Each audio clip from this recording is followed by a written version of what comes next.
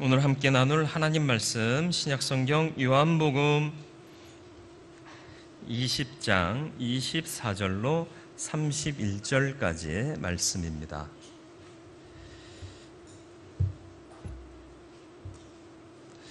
요한복음 20장 24절로 31절.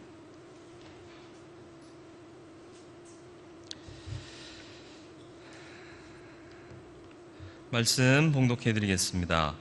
12제자 중에 하나로서 디두모라 불리는 도마는 예수께서 오셨을 때 함께 있지 아니한지라 다른 제자들이 그에게 이르되 우리가 주를 보았노라 하니 도마가 이르되 내가 그의 손에 못자국을 보며 내 손가락을 그 못자국에 넣으며 내 손을 그 옆구리에 넣어보지 않고는 믿지 아니하겠노라 하니라.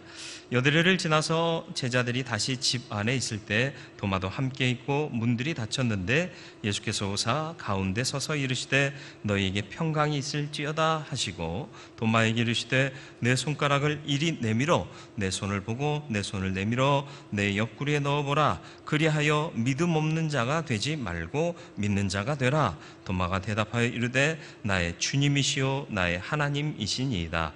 예수께서 이르시되 너는 나를 본 거로 믿느냐?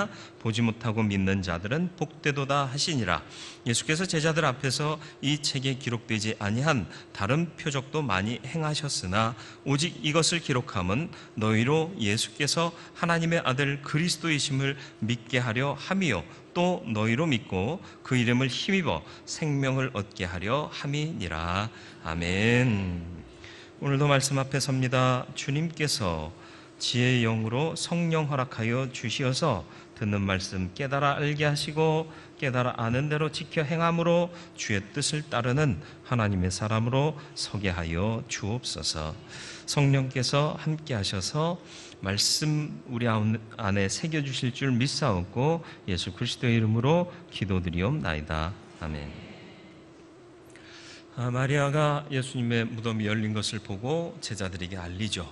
두 제자 베드로와 요한이 뛰어가서 보았지만 부활의 주님과 천사를 만나지 못하고 돌아오고 마리아는 천사를 보고 주님을 만나게 됩니다.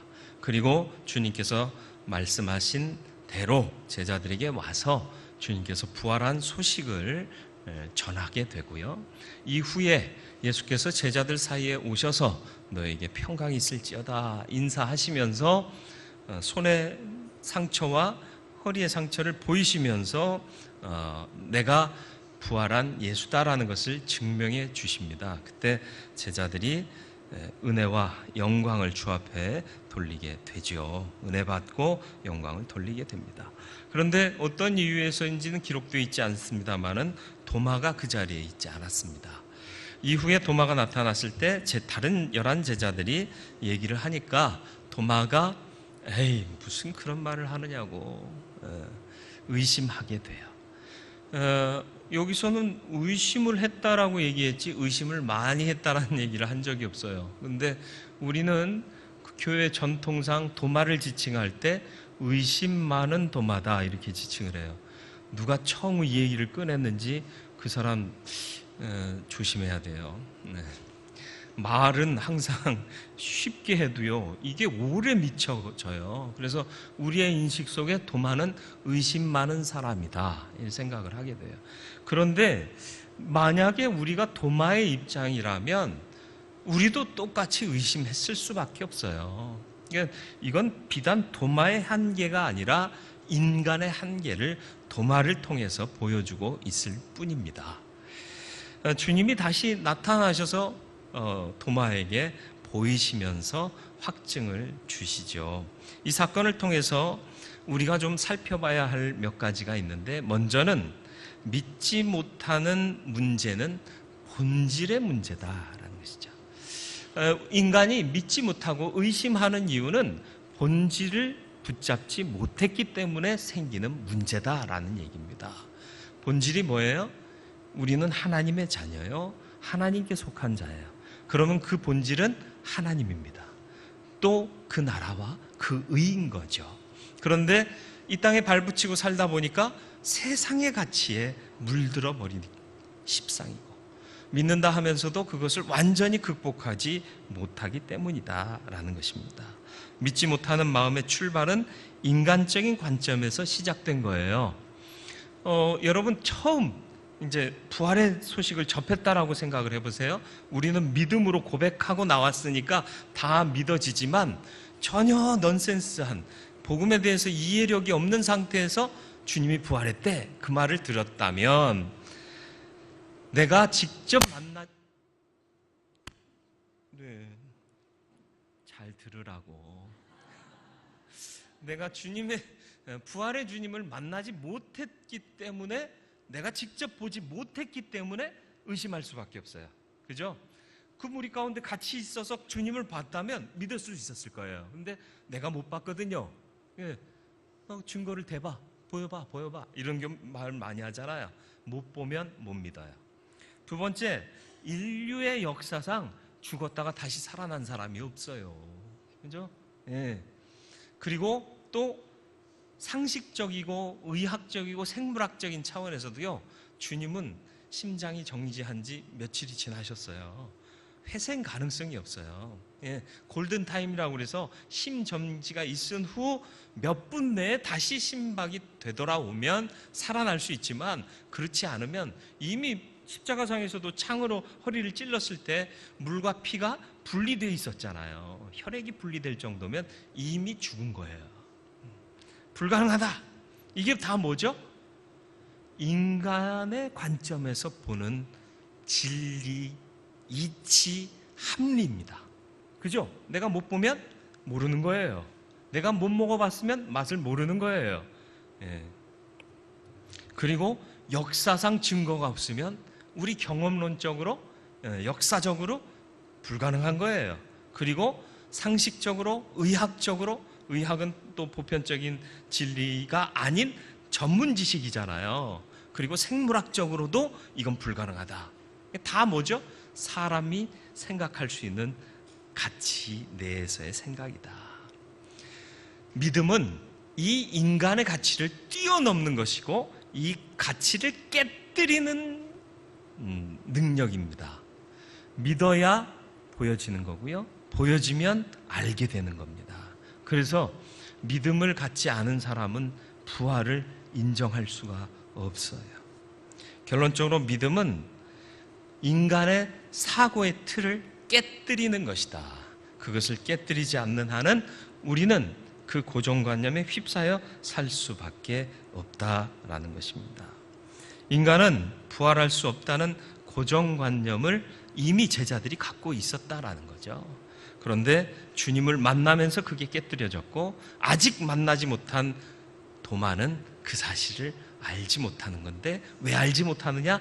믿음으로 이해하지 않고 상식과 전문 지식으로 근거하여 보았기 때문이다 라는 것이죠.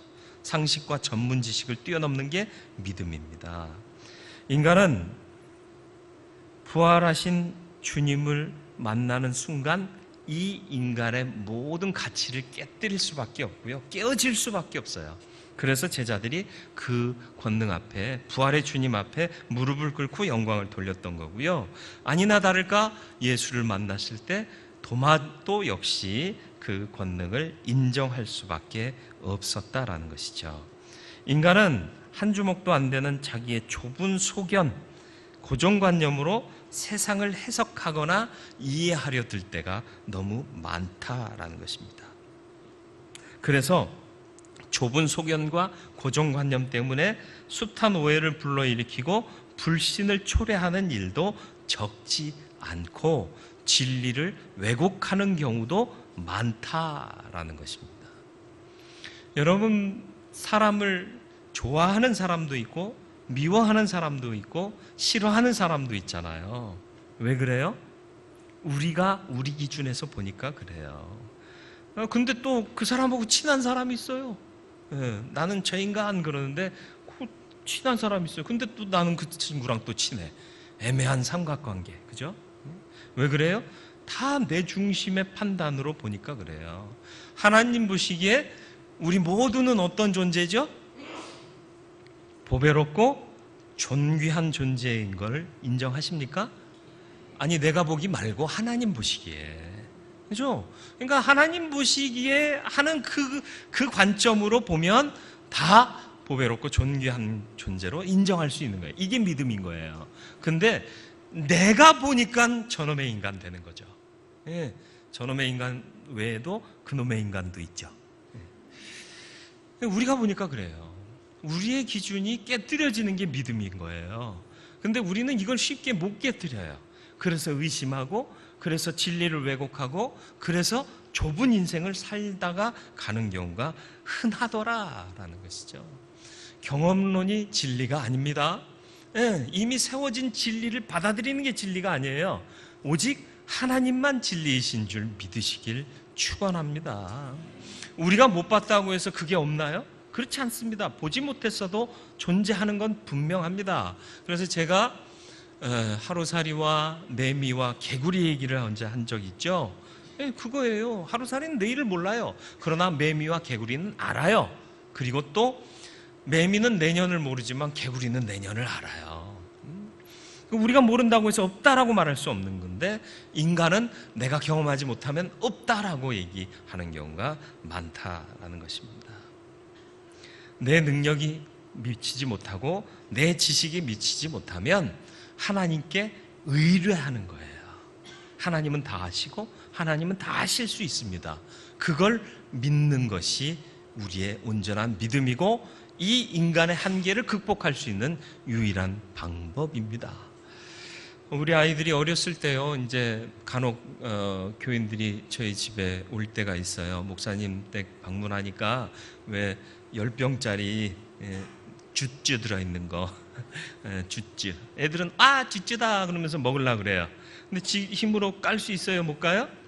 못 열어요. 어렸을 때니까. 그러면 에이, 해도 안 되네? 이건 뭐야? 그러면서 던져버려요? 그런 애 없잖아요. 먹어야 되잖아요. 그럼 누구한테 갖고 와요? 엄마나 아빠한테 갖고 와요. 그래서 열어두대요. 그러면서 하려면 확실하게 써야 되는데, 여기는 열어주대요 이렇게 썼는데, 하기가 참아. 그래서 어중간하게 했더니 이것도 아니고 저것도 아닌데, 애들이 그렇게 갖고 와요. 그러면 엄마나 아빠가 열어줘요. 그러면 그 주스를 마실 수 있어요. 먹는 거예요. 누리는 거예요. 그런데 우리는 아이만도 못하게 살 때가 많아요. 내가 못한다? 그럼 이거 안 된다라고 규정을 해요. 하나님께 아뢰야 되는데. 그래서 제가 늘 말씀드리는 게 뭐예요? 생각을 멈추고 기도하라. 생각해봐야 생각은 꼬리에 꼬리를 물고 안 된다로 흐를 수밖에 없어요. 그런데 기도는 뭐예요? 하나님이 해주실 거다. 그리고 내가 알지 못하는 크고 비밀한 일을 보이시리라. 이런 확신을 갖게 되는 게 믿음인 거예요. 하나님 다 하세요? 하나님 다 하실 수 있어요. 그걸 인정하시고 생각을 멈추고 궁리하는 것을 멈추고 기도하는 저와 여러분들이 되면 하나님께서 역사하여 주실 줄로 믿습니다. 이스라엘 백성들이 모세의 지도를 따라서, 인도를 따라서 출애굽했어요. 출애굽하자마자 첫 난관에 봉착합니다. 앞에는 홍해가 가로막혀 있었어요. 그리고 뒤에서는 뒤늦게 후회하고 바로가 군대를 보냅니다. 잡아들이라고, 혹은 죽이라고. 먼지를 일으키면서 뒤에서는 급박하게 애굽의 군사들이 달려오고 있고요. 앞은 갈 수 없는 홍해 바다예요. 그러니까 백성들이 어떻게 해요? 원망해요. 불평해요. 하나님을 신뢰하지 못해요. 그러니까 모세가 뭐라고 그래요? 너희는 가만히 있어. 하나님의 역사를 보라. 무슨 차이죠? 요동하고 난리하고 막 이러니까 가만히 있으래. 가만히 있으래. 여러분, 가만히 있는 사람 되시길 바라요. 왜 가만히 있을 수 있어요? 하나님을 믿으니까요. 살든지 죽든지 뜻대로 하시는 거예요. 살려주시면 사는 사명대로 살면 되고요. 데려가시면 이 세상 수고 끝나서 주님 데려가셨습니다. 인정하면 되는 거예요. 죽기를 사모하라는 얘기도 아니고요. 살아봐야 소용없다는 얘기도 아니고요. 죽음이 더 낫고 사는 게 더 형편없다, 혹은 반대로 죽는 게 형편없고 사는 게 더 낫다, 그런 얘기가 아니라 살든지 죽든지 뜻대로. 이게 믿음인 거예요. 살아도 감사하고요, 죽어도 영광 되는 겁니다. 하나님의 권능을 보지 않습니까? 하나님께서 홍해를 가르십니다. 이건 진도 앞바다에서 바닷길이 열리는 것과는 전혀 차원이 달라요. 조수간만의 차이에 의해서 바닷물이 빠져서 바닥이 드러난 그 사건이 아니에요. 어떤 사람들은 그런 거래요. 웃기고 있는 거예요. 분명히 성경에 기록되기를 바다가 벽을 이루었다고 그랬어요. 그 사이 마른 땅을 밟고 지나갔다는 거예요. 진도 앞바다는요, 바닷길이 열려도요 안 말랐어요. 그래서 거기서 소라도 죽고요, 개도 잡고요, 조개도 캐고 그래요. 근데 여기는 마른 땅을 밟고 지나간 거예요. 소라 하나 건지질 못했어요. 그리고는 애굽의 군대가 왔을 때 다시 바닷물이 덮쳐서 그들을 수장시키신 거죠. 그러고 나니까 그제서야 하나님의 권능을 보고는 미리암이 소고를 잡고 춤추며 노래하니까 여자들이 덩실덩실 춤을 추더라라는 거죠. 바로 거기에 그 앞에서는 어떻게 했는데, 땅을 치며 눈물 콧물 흘리며 막 뻔벅이 돼서 원망하고 불평하던 사람들이, 이게 인생의 얄팍함이고요, 하나님을 믿는 믿음은 가만히 역사하심을 보는 거예요. 저와 여러분들이 하나님의 역사하심을 볼 수 있는, 의심을 극복하고 인생의 가치와 고정관념을 극복할 수 있는 믿음의 사람 되기를 주님의 이름으로 축원드립니다. 이게 쉽지가 않아요. 믿음을 갖는다는 게 말처럼 쉬운 게 아니에요. 그렇기 때문에 끊임없이 나와 싸워야 하고 세상의 논리와 싸워야 하는 것이 믿음입니다. 어쨌든 주님이 의심하던 도마 앞에 오셨습니다. 그래서 증거를 보이십니다. 그러면서 손 대봐라, 만져봐라, 넣어봐라 하면서 자신을 이렇게 보여주십니다. 그러니까 도마가 예 하고 넣어보고 만져봤나요? 여러분 생각이 어때요? 기록은 안 돼 있는데 만약에 그랬으면 요한이 안 기록했을까요? 기록했을까요? 너무 별것 아닌 문제 너무 심각하게 넣어볼 필요가 없어요. 주님이 바로 앞에 계시는데 내가 봤으니까 끝난 거예요. 그러니까 그 보인 주님 앞에 이 도마가 무릎 꿇고 고백하잖아요. 나의 주, 나의 하나님이십니다. 랍비가 아니에요. 선생님이 아니에요. 이제는 주님이세요. 큐리어스. 나는 당신의 종이고요. 그 주님, 당신은 하나님이십니다. 이게 대단한 신앙 고백이에요. 그 당시 사람들은 예수와 하나님을 동일시하지 못했잖아요. 그래서 죄 사한다 그러니까는 신성모독이다 그랬잖아요. 율법을 배우고 하나님에 대해서 다 안다고 하는 바리새인, 서기관, 제사장들마저도 주님을 미워했잖아요. 그리고 신성모독한 자라고 십자가에 죽이기까지 했지 않습니까? 그런데 그 앞에서 주는 하나님이십니다 고백할 수 있었다는 것은 위대한 고백인 거죠. 그 위대한 고백이 28절에 나와 있죠. 뭐라고요? 뭐라고 고백합니까? 도마가 대답하여 이르되 나의 주님이시요 나의 하나님이시니이다. 대답했대요. 뭐라고 주님이 말씀하셨는데요? 넣어봐라, 만져봐라. 그리고 믿음 없는 자가 되지 말고 믿는 자가 되라. 그러니까 대답한 거예요. 만져보는 액션을 취한 게 아니라 그냥 그대로 대답해서 주는 나의 주님이시고 하나님이십니다.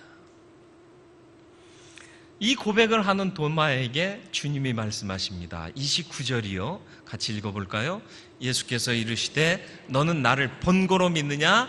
보지 못하고 믿는 자들은 복되도다 하시니라. 아멘. 야, 너는 보고 믿냐? 안 보고 믿는 게 복이 있어. 이런 뉘앙스가 아닙니다. 이 말씀은 두 가지의 의미를 내포한 말씀이에요. 먼저는 너희들은 보고 믿었다.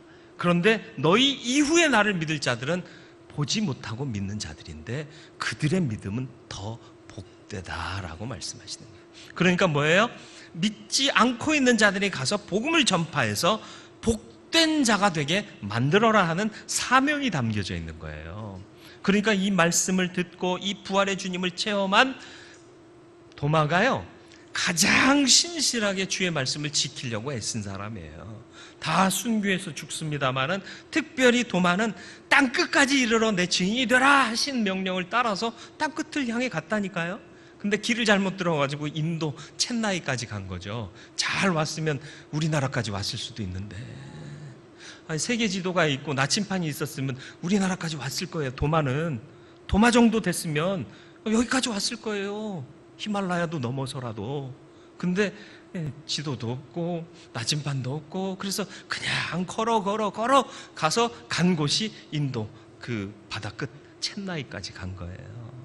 거기서 또 순교를 당합니다만은, 이 사명의 선언이 담겨져 있는 말씀인 동시에 너희가 보았다마는 보지 않고 믿는 자가 복되다 하신 말씀은 보았다는 게 특권되게 하지 말아라 라는 것이에요.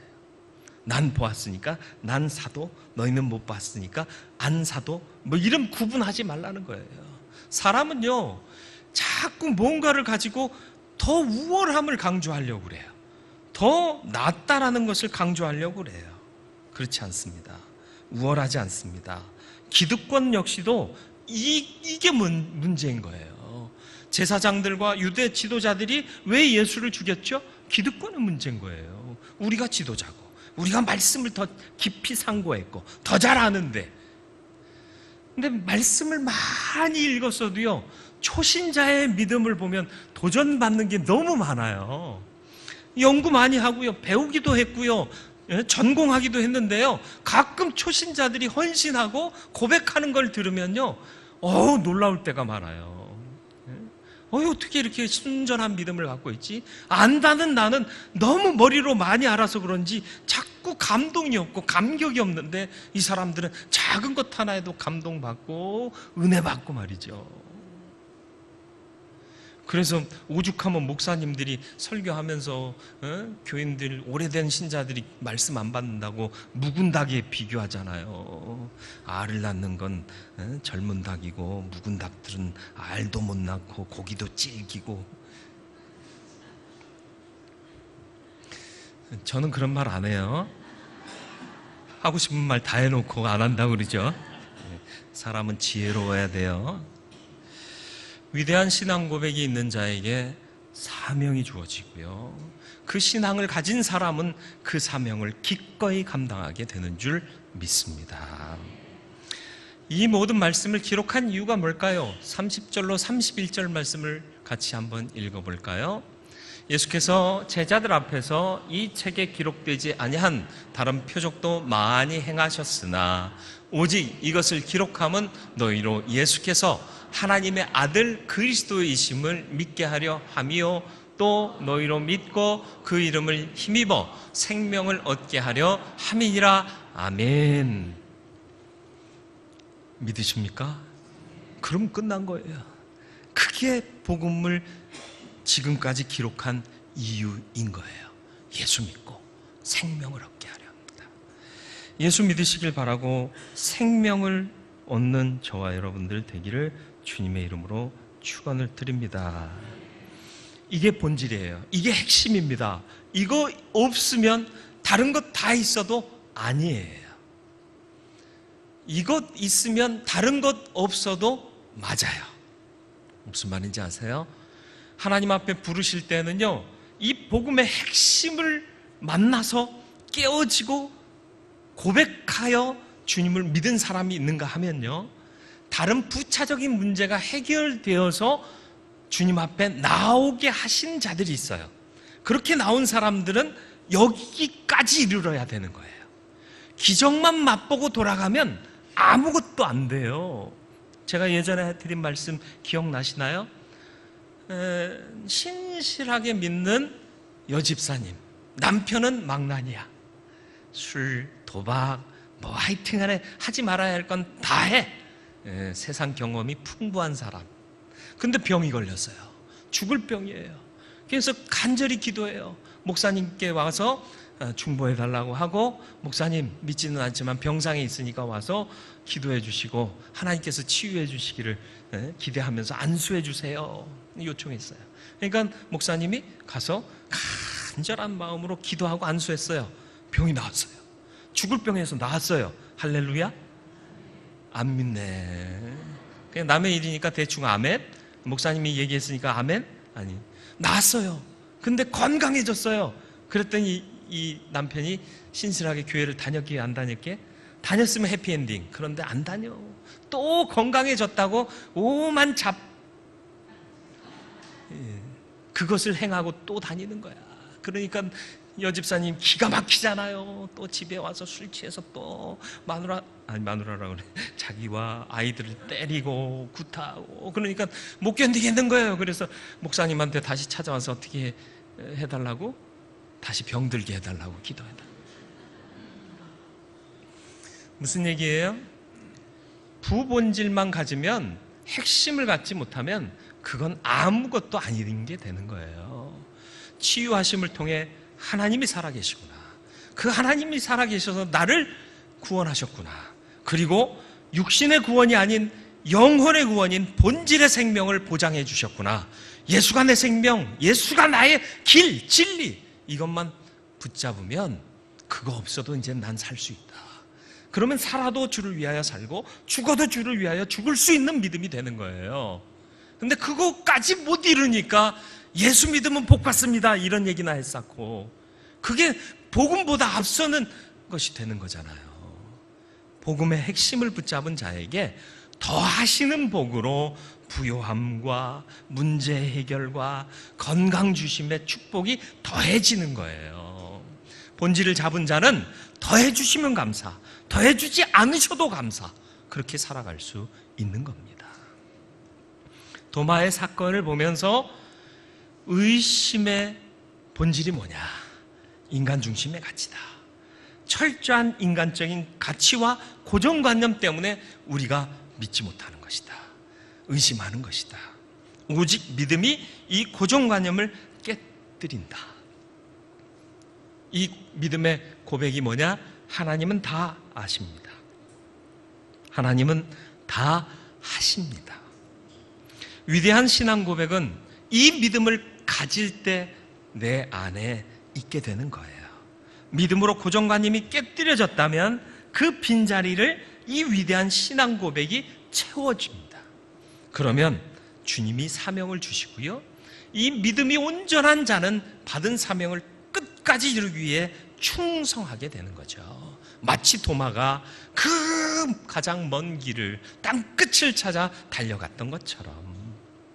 그리고 그것은 기득권이나 우월성이 아님을 알고 버리고 낮아지고 겸손하고 모두를 섬기는 자가 되는 것입니다.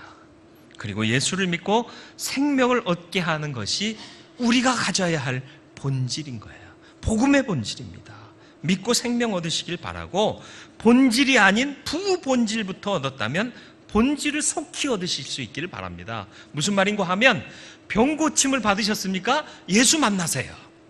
병 고침의 기적만 보지 마시고 그 안에서 역사하셨던 예수 그리스도를 구주로 고백할 수 있는 믿음으로 나오시란 말이에요. 사업이 망했는데 다시 체험을 받았습니까? 역사하신 하나님을 만나세요. 그러면 나를 왜 이렇게 다시 세우셨는가 알게 될 것입니다. 그렇지 않으니까 잘 되고 형통해도 주를 위해 헌신하지 않잖아요. 가난하고 없어도요, 주를 위해 헌신하는 사람들이 얼마나 많아요. 본질을 잡았기 때문입니다. 내가 주님을 먼저 알고 배웠다는 것은 절대 기득권이나 우월이 되진 말아야 할 것입니다. 겸손히 주를 섬길 수 있고 모두를 섬길 수 있는 믿음이 되시길 축원합니다. 본질부터 받았다면 더하여 주시는 축복을 기대하시길 바라요. 예수 만났으면 기도하세요. 간구하세요. 병이 있으면 병 고쳐주시기를, 사명 감당하기 위해서. 주님께서 주신 사명의 길을 달려가야 할 텐데 병이 있으면 감당하지 못하잖아요. 감당할 수 있게 건강 주시옵소서. 또 재정이 약한 사람은 감당할 수 있도록 하나님 채워주옵소서. 기도하셔서 채우시고 해결해 주시고 강건케 하시는 그 능력을 받는 저와 여러분들 되고, 그래서 삶이 간증되는 저와 여러분들의 삶이 되기를 주님의 이름으로 축원을 드립니다. 말씀을 생각하며 기도하기를 원합니다.